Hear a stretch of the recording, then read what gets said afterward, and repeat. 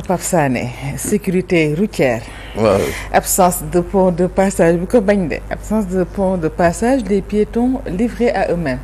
non du ma ko bañ yow loo wax rek nangu naa ko. kon comme adjointe Pierre nga léegi. mais jërëjëf encore Fatou jërëjëf nuyu Pierre nuyuwaat Moussa nuyu sunu équipe technique bi ak sunu invité nuyu également sunu mbokk yi ñuy seetaan di ñu déglu waxtu bi tey ci wàllu chronique sécurité dañuy wax ci wàllu sécurité routière. souvent buñ ciy wax dañuy wax ay jamono yoo xam ne day am ay accident. mooy maanaam ñu toujours comme je dirais on est toujours dans la gestion émotionnelle mais mu am ay faits yi nga xam ne yu non. ok ce que vous adressez am mu am ay faits yi nga xam ne ñu ngi ko constaté depuis quelques 4-5 ans fii Dakar particulièrement Dakar mais dañuy commencer d'abord ci njëlbéenu sécurité routière fii bu ñu koy wax dañuy njëkk duut baaraam mooy la vétusté du parc automobile sénégalais on a l'un des parcs les plus vieillots en Afrique ñaar l'étroitesse de xataay sunu tali yi ñu fi am mooy tali yi nga xam ne moom la fi tubaab bi bàyyi woon jéemuñu koo calibrer indi ko ci ay tali yi nga xam ne nee nañu Dakar ak Thiès léegi c'est de grandes métropoles war nañu ut ay routes yi nga xam ne voilà c'est 2 fois 2 voies wala 3 fois 3 voies donc on est resté dans les mêmes schémas loolu mu nekk deuxième phénomène de sécurité routière troisième phénomène bi muy la délivrance document wu comme permis de conduire wala visite technique fii Sénégal ngay gis oto bu am 50 ans waaw buy daw fépp ñu ngi ko takki filifère ñaan la am na visite technique mu ngi daw fii ngay gis chauffeur ñu jàpp ko soo vérifier permis am c'est certes am na permis mais boo ko gisee muy dawal yow da lay leer ni que kii permis am mooy genre permis Pape Sané yi nga xam ne rek day la koy lijjanti donc loolu nekk na ay phénomènes yi nga xam ne qui sont factuels ci wàllu sécurité routière donc day yokk le niveau d'accident au Sénégal mais mu am actuellement un phénomène nu nee naa depuis 4 ans 5 ans ñu ngi ko remarqué mooy soo jëlee la route nationale c'est un exemple c'est comme si le piéton dañ ko ignorer rek c'est-à-dire personne ne pense au piéton point de passage yëpp mooy pont yi yëpp démolir nañ leen amatul fu passager mën a jaar dañuy xëccoog oto yi la route nationale et tout le monde sait que la route nationale appelée l'autoroute c'est l'une des principales voies de sortie et d'entrée de Dakar mais boo xoolee le niveau d'accident xool également li nga xam ne le niveau de ralentissement oto yi mooy créer genre ralentissement yi nga xam ne mooy créer bouchon yi maanaam à chaque moment gendarmes yi qui font un excellent travail sur ce tronçon là dañuy obligé de arrêter oto yi pour permettre nit ñi mën a jéggi loolu day créer également ay bouchons je crois que tey jii pour éviter accident yi fexe ba nga xam ne le piéton qui est un usager également de la route am ak yelleefam pont yooyu nga xam ne dañ ko daaneeloon qui ont coûté des milliards aux contribuables sénégalais qui ont coûté des milliards je crois que tey jii il est regrettable que pont yooyu bañ a exister parce que day yokk li may wax ni parce que tey ce matin en venant j'ai vu benn moo tax sax on a changé un peu le thème waaw parce que bi ma ñëw j'ai été témoin d'un accident bi nga xam ne effectivement c'est les mêmes cas de figure yi moo koy indi nit ñi dañuy jéggi amul point de passage amul dara nit ñi fu la neex nañu jéggi effectivement parce que amuñu fu ñuy jaar pour jéggi mais Pape même point boobu ba fi daan nekk te nit ñi daaw ñu si jaar aussi waaw d'accord non genre padois yi ni nga gis point yi nii mais nit ñi dañuy daw di jéggi tali bi waaw mais d'accord Pierre xam nga ab réew dafa am la nga xam ne état moo ko war ak citoyen waroo ko ak état man maa ngi fàttaliku bi ñuy gën a nekk xale autoroute bi soo doon dof lu ba jël ko naan da ngay dem Maris parce que dañoo amoon ay toolu mango orange fa nañ doon dugg ci parc bi di sàcc boo ko defee gis nga booy jéggi bu lay policiers yi jàppee sa papa moo lay jël ci commissariat waaw mais léegi rigueur boobu la ñu war a dellu si waat waaw mais moom foofu d'accord naa ak yow c'est-à-dire pont yi dafa même en fait on a malheureusement un peuple qui est très bizarre benn pas taximan daf ma doon wax mu ne ma mais doom seetlul ma ne ko mooy lan mu ne ma dëkk bi doo chauffeur mbëkkatul xaj mbëkkatul muus mbëkkatul xar nit rek nañu mbëkk. parce que xar yi sax ci point yi la ñuy waaw mu ne ma xar yi ci point yi nañuy jaar xaj yi ci point yi nañuy jaar mu ne ma mais comment ça se fait que ñun nit ñi mënuñu jaar ci point yi mais c'est parce que c'est le défaut de sanction amatul sanction ci dëkk bi chacun fait ce qu'il veut kenn donc loolu mais en fait l'État c'est vrai qu'il y a des points de passage comme Padoa bi nga koy wax wala fële stade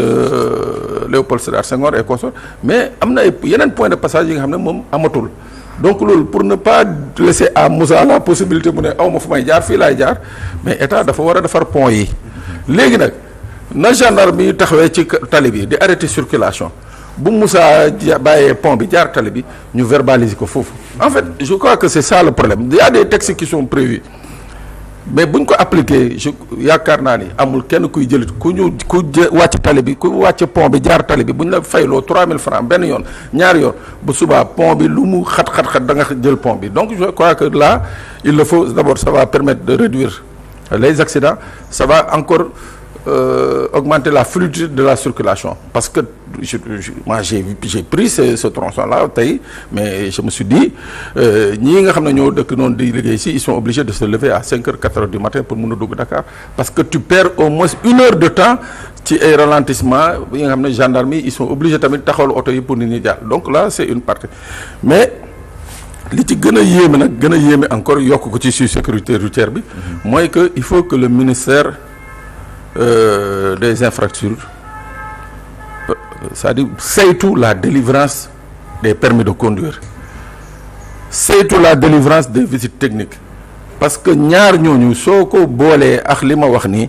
saa yi accident yi day gën a bëri Sénégal waaw les permis laa wax fa dëgg yàlla war nañ ko xoolaat moi je crois que je vais faire une émission spéciale sur ça revenir sur la délivrance du permis on a même fait déjà on a fait les visuels et tout dañuy égaler enquête bi rek publier ko quoi mais c'est extrêmement grave boo demee dans les centres de passage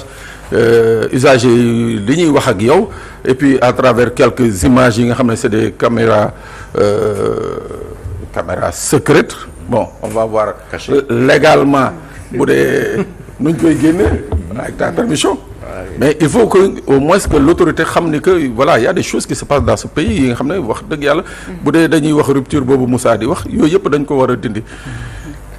mais il y a un sujet balaa maa ñëw ci beneen bi ma dugal ci li nga xam ne c'est un sujet qui est très cher à Pierre.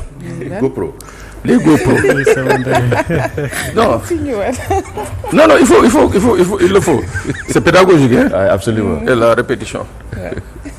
GoPro yi ni ñu lay interpeller la may nit ñi di interpeller que moi je suis contre le développement je suis pas contre le développement je suis pas contre la modernité mais dafa am li nga xam ne dañu nekk dëkk bu ndóol dañu am ay urgence am ay priorité bu ñuy wax lutte contre la corruption routière ñëpp xam ne c'est une réalité au Sénégal même les aveugles savent ce qui se passe dans ce pays en matière de corruption routière l'autorité bu jógee naan ñoom dañuy dem jënd ji ay GoPro mooy caméra embarquée pour monter ko gars yi parce que comme ça va lutter je dis que ce n'est pas vrai ça ne participe pas à la lutte contre la corruption wala caméra embarquée dans tous les pays yuñ ko instauré c'est pour lutter contre les violences policières muy benn ñaareel bi c'est pour lutter également contre les attaques contre à l'encontre des policiers et des gendarmes looloo tax ñaar yooyu moo tax ñu installé ko parce que à chaque fois qu'il y avait des problèmes des manifestations wala des arrestations man Pape Sané mun naa dem ba ci procureur ma ne ko waaw ñoom Pierre bi ñu may jàpp dañ maa dóor dañ maa lii ainsi de suite wala dañ maa loolu moo taxoon ñu instauré ko dans ces pays là pour permettre aux policiers ñu mën a défendre et c'est même beaucoup aux États-Unis c'est aller beaucoup plus loin c'est une obligation pour le policier sooy arrêté rek nga activer sa caméra arrestation boo def sans activer ta caméra c'est nul bu ñu la porter plainte yow policier bi yaay daanu donc ça veut dire que c'est fait pour ça ce n'est pas pour lutter contre la corruption parce que ça waay GoPro waaye man je suis là ñu takkal ma GoPro j'ai un ami qui s'appelle Pierre-Edouard mu ngi fële yore benn maygam ma ne ko mais Pierre voilà. del encaissé. Oui. Mais Pierre n'a pas de GoPro hein.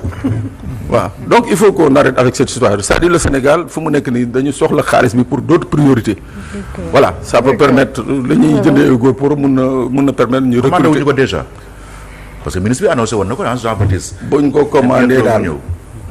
xam naa ne c'est pour peut-être li ma la wax nii mais pour lutter contre la corruption ça tient pas la route. moom corruption la waxoon. ça tient pas la route. waaw ñoom seen bopp xam nañ ko ça ne tient pas la route. waaw mais ñun ñu suivre sa émission policière yi. en France aux États-Unis et tout ça pour loolu la en fait. mais c'est pour ça lutter contre les abus sur les abus policiers yi. voilà. mais pour pas simple contrôle de routine nga dóor si nit et tout ça. voilà arrêté ci nit voilà ainsi de ne waaw moom moo ma wax lii moo wax la lii ainsi c'est looloo tax ñu créer les GoPro. voilà ba pare nag li ci gën a yéeme nag mooy que fii Sénégal y a pas encore un cadre légal de. xam nga fii moom gars yi dañuy taf yëngal rek dañuy am lu génn ci benn dëkk rek ñu indi ko fii y a pas encore un cadre légal. loi ma ko war a accompagner loi bu ko war a accompagner kenn voté gu ko. kon nag bu ñu ko commandé nag ñu xam ne nag bëri nañu xaalis ci dëkk bi. d'accord beneen point bi Pape di trafic de drogue le Sénégal aurait-il la cible des cartels. Fatou merci pour le deuxième sujet xam nga vous avez assisté durant ce week-end à la prouesse de la section de recherche. 80 kilos de cocaïne. c'est du quantité bi sax mooy problème mooy succès bi. En fait le succès mooy boo amee les informations concernant cette enquête da lay wan ni que quelque part wax fa dëgg yàlla ñun Sénégal on est encore dans l'œil du cyclone et man dans ma petite tête je me dis que il y a des personnes très mal intentionnées yi nga xam ne qui ne veulent pas du bien au Sénégal. soo xoolee arrêté cette opération bi nga xam ne gendarmerie daf ko réussir avec la saisie de 80 kilos de cocaïne. Mais Pierre, il y a plusieurs nationalités soo xoolee la stratégie qui a été mise en place par le réseau c'est depuis des pays voisins nañu teg seen bagage ba pare nag jënd des voitures neuves. maanaam c'est une véritable mafia xam nga mafia. jënd des voitures neuves teg voitures neuves yooyu c'était juste pour détourner les filatures et les surveillances oto bi ñuy utiliser de telle zone à telle zone bu ñëwee ba foofu gaare ñu jëlaat oto bu bees ainsi de suite c'est-à-dire c'est quelque chose qui a été rudement élaboré et wax fa dëgg yàlla autorités yi dañu war a mettre encore l'accent sur les moyens yi ñu war a jox les forces de défense et de sécurité pour lutter justement contre ce fléau qu'est la drogue. Beaucoup de pays dans le monde souffrent de ça c'est-à-dire maanaam dem nañu ba nga xam ne seen état mu amatuñu force téye ko maanaam parce que c'est des états gangrénés par le trafic, gangrénés par la corruption te foo dégg trafic rek di ko dégg de manière récurrente rek mooy xamal ne que c'est un pays bi nga xam ne qui est au cœur de la corruption parce que c'est des moyens colossaux munoo nag jël l'ONUDC a mis un budget colossal, je dis bien colossal, à disposition de beaucoup de pays dont le Sénégal. mooy lan fu ñu jàppee drogue lu mu bëri man ONUDC dama koy jënd pas jënd pour yóbbu ko man dama koy jënd jox la ko yow Sénégal nga détruire ko. ah oui waaw mais bu ma ko jëndee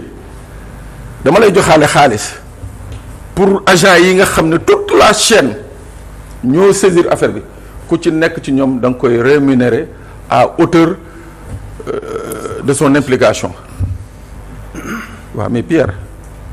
suñu jëlee koppar googu di ci compal agent yi mais on va bien saisir on va bien travailler bu ñu leen compalul mais des fois aussi ñu gëm parce que nit la rek tu peux pas travailler sur des milliards là waaw après bu ñëwee yow félicitation rek nga ciy dégg des fois sax kenn du la féliciter chef bi dañuy féliciter mais li leer ba leer mooy que actuellement il faut que les autorités mettent l'accent sur les moyens humains, financiers et matériels pour aider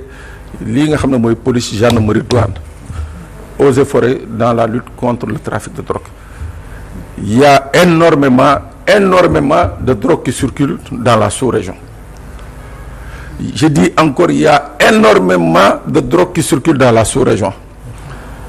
te Sénégal pourquoi ñu priser ko parce que Sénégal portam ak aéroportam dañu nekk ay installations yi nga xam ne dañu détenir les meilleures certifications de sécurité au monde looloo tax nag gars yi bu ñu jëlee seen produit dajale wàcce ko ci benn dëkk pour yóbbu ko Europe wala yóbbu ko fenn faw ñu jaarale ko dëkk bu mel ni Sénégal c'est par la qualité des infrastructures portuaires et aéroportuaires moo tax ñu ko fi jaar moo tax ma ne dañu war a gën a góorgóorlu encore gën a ubbi seen gët mais surtout mettre les moyens on peut pas laisser la gendarmerie ou la police ou la douane sans moyens beneen bi pour beaucoup plus d'efficacité et c'est ce qui se fait dans tous les pays dañ nekk dëkk bi nga xam ne on n'a pas de moyens humains on n'a pas de moyens financiers mais au moins dafa am la nga xam ne c'est une réalité Pierre il faut que dans ce pays qu'on aille vers des groupements régionaux d'intervention il faut que autorité bi mën a simuler la police la gendarmerie la douane pour les obliger à travailler ensemble mënoo jël ne fële ca àll ba fële gendarmerie rek moo fa nekk wala douane non il faut les obliger à faire une synergie travail ensemble loolu rek moo mën a permettre saisies yi ñuy nii mu gën a yokk ba pare qu'il y ait beaucoup plus de prévention mooy maanaam dana tax il y aura un partage de renseignements il y aura un partage de moyens il y aura un partage de tout ce qu'on veut mais au moins ça va permettre d'éradiquer ces histoires de drogue là définitivement au Sénégal mais lii di dugg ci drogue Sénégal moi je le dis souvent en connaissance de cause man quand on me dit qu'on a saisi 80 kilos ou une tonne de drogue man je suis inquiet quand les gens tapent des deux mains man je suis inquiet parce que je me dis à côté il y a 2-3 tonnes qui sont passées. dañ koy encenser. voilà la prouesse. voilà moi je suis inquiet quoi par rapport à ça et soo xoolee ah. or on devrait se poser des questions. Pierre soo xoolee ces 12 derniers mois. rapidité bii nga xam ne moom la ñu tabaxee certains quartiers de Dakar ba ci cité Kër Gorgui non si tu es observateur tu te poses des questions. Moustapha Cissé Lo waxoon na ko Assemblée non nationale. tu te poses des questions non surtout les 12 derniers mois là. soo gisee la rapidité avec laquelle. 12 derniers mois yi. bon pas 18 derniers mois. ok nga yokk ci 12 gars yi ak 8 mois yi avant ñoo toog. mais boo xoolee la rapidité avec laquelle certains édifices ont été conçus dans ce pays mais si tu es observateur tu te poses des questions. loolu lu ko mën a expliquer. mais c'est de l'argent de la drogue c'est de l'argent de blanchiment. bés bi installé gul moment flottement boobu le gars yi rapidement. c'est-à-dire que da ngay ut 2 équipes wala 3 équipes de maçons ñii bu ñuy liggéey 7 heures ba 13 heures wàcc ñii liggéey 13 heures ba 19 heures wàcc ñeneen ñi jël 19 heures ba 5-6 heures du matin. mais en 3-4 mois ñu génne la benn R+6 clé en main jox la ko et ça il faut avoir de l'argent liquide waxuma xaalisu banque de monsieur au ministère des finances il faut avoir de l'argent liquide voilà. Pape maanaam bu ñu saisir benn drogue quantité drogue kan mooy gagner ak kan mooy perte. kan mooy gagner maanaam. maanaam par exemple si par exemple police moo saisir kii affaire yooyu noonu drogue. kan moo siy gagné. kan moo siy perte waaw affaire yi waaw kan moo siy. bénéficié gagné police hein. normalement je dis normalement. Normalement comme je l'ai dit. par exemple pour le cas de la douane dafa am ce qu'on appelle un fonds commun. douane sur toutes les saisies quel que soit les saisies fu ñu ko saisiree y a ce qu'on appelle un fonds commun ak produit bu mu munti doona y a ce qu'on appelle un fonds commun mooy douanier yëpp daañu ci ñam. bu dee juróomi dërëm wala ñeenti dërëm wala fukki dërëm c'est-à-dire dañ koy lakk yëpp wala dañuy jël wàññi teg fii. non c'est-à-dire que moom laa lay wax. comme organisation bu mel ni ONUDC. moom dafay ñëw ci dëkk yu mel ni Sénégal xam nañ dëkk bi voilà y a beaucoup de saisies de drogue mu ne leen léegi. pour lutter contre la corruption pour lutter contre les proliférations de trafic de drogue là mu ne leen bon. moi je mets un budget je crois qu'il y a une certaine année je crois que ONUDC avait mis 4 milliards de francs CFA. je crois bien si je me trompe su ma juumee je vais qu'on me rectifie. ne leen mu ngi nii. bu ñu amee saisie. moom day demander ñu détruire saisie bi. waaye ñi opéré saisie bi dañ leen di neexal waaw léegi nag échelle bi ñu leen di neexalee mooy problème bi bu dee douane moom le problème est réglé très sincèrement au niveau de la douane moom le problème est réglé voilà saisie bu fa am waaw les gens voilà dañ leen di fay normalement mais maintenant c'est peut-être au niveau de la police ou de la gendarmerie que la réglementation piétine c'est vrai que il y a une réglementation mooy bu ñu saisiree lii yëg lii voilà mais je crois que war nañu gën a xoolaat jonganti loi boobu xoolaat lan ku ci nekk bu ñu saisiree lan nga ci war a mën a muy beneen bi deuxième bi mooy il faut que ñu ut aussi un excellent laboratoire pour bu ñu saisiree drogue bi mën a am fu ñu koy denc di ko surveiller parce que là sur certaines saisies les autorités sont obligées d'aller louer des conteneurs waaw réfrigéré dañ koy wax conteneurs yooyu pour mën ko ci denc produit bi mën a bañ a yàqu jusqu'à destruction je crois que Sénégal toll na fi nga xam ne war na am son propre laboratoire bi nga xam ne bu ñu saisiré dañ ko fay denc quelle que soit la quantité waaw c'est bon mu ngi noonu waaw c'est bon bi jot na di la jaajëfal rek bu baax en tout cas merci beaucoup Fatou amati na solo jërëjëf ñoo ko bokk comme waaw no problème no problème no problème waaw jërëjëf merci à Pierre